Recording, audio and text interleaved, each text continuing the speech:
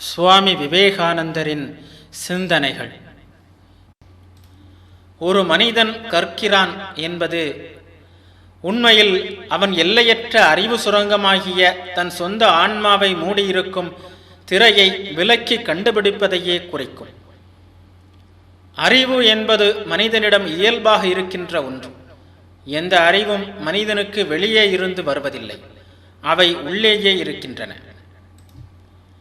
இதுவரை உலகம் பெற்றுள்ள எல்லா அறிவும் மனத்திலிருந்து வந்ததே ஆகும்.